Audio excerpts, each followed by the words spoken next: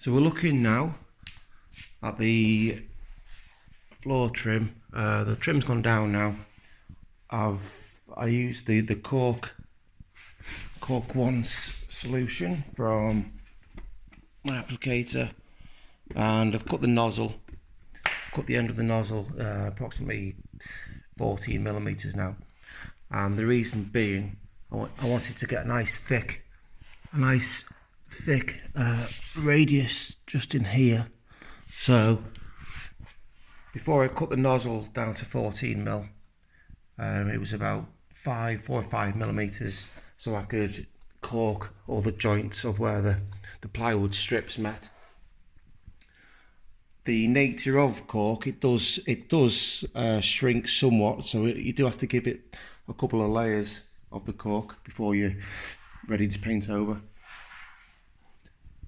Now, what I always do whenever I'm using silicone or cork, whichever, credit card, unused credit card, cut the right size. You want your radius to be left, and then after you've applied the cork or the silicone or whichever you're using, you can just gently scrape your credit card or your spatula, your homemade spatula along there. Any excess that comes off, just scrape it onto a cloth or a wet wipe or whatever, and then continue going. Right now, this has had the plywood trim there and the cork both had 2 or 3 coats.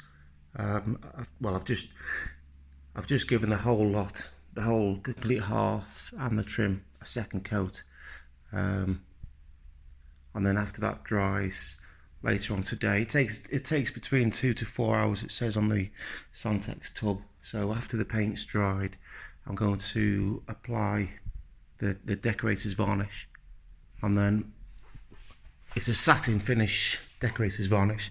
It's going to seal in the paint to prevent any wear and tear to the paint, but also it should work with the glitter sparkles for allowing the light to reflect off the glitter. You can't really see it right now, the glitter. I suppose you can see some bits of it. I'll just turn the light on, see if it makes a difference.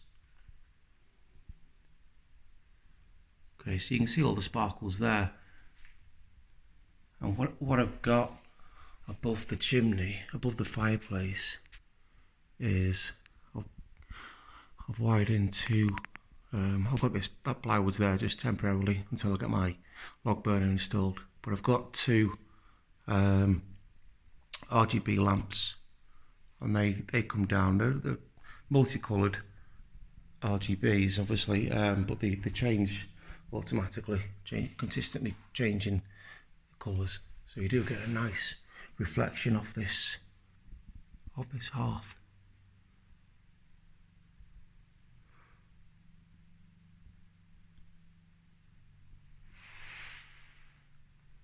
Just before, well, just after I've varnished over the paint, I'm going to remove the masking tape. It's always good to remove the tape whilst the paint is still wet, so that it doesn't cause the edge of the paint to flake, to chip up when you lift the masking tape up. What I'll do is I'll run a Stanley knife blade very gently along where the masking tape joins, but up to the plywood edge, and then after I've varnished, as soon as I've finished varnishing across the whole job, I will remove the masking tape straight away.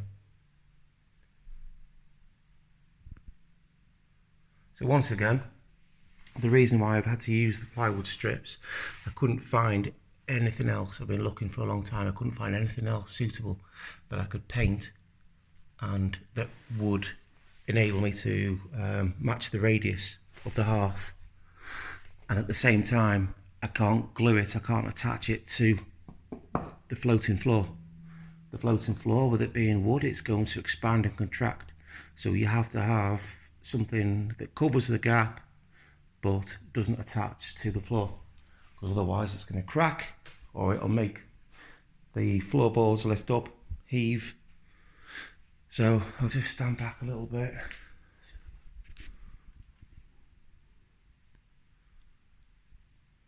I'm going to eventually attach the television into there somehow. Right, I'm going to go now, and then I'll report back later after I've added the varnish, and then when it goes dark you'll be able to see a lot more sparkles. That's it for now.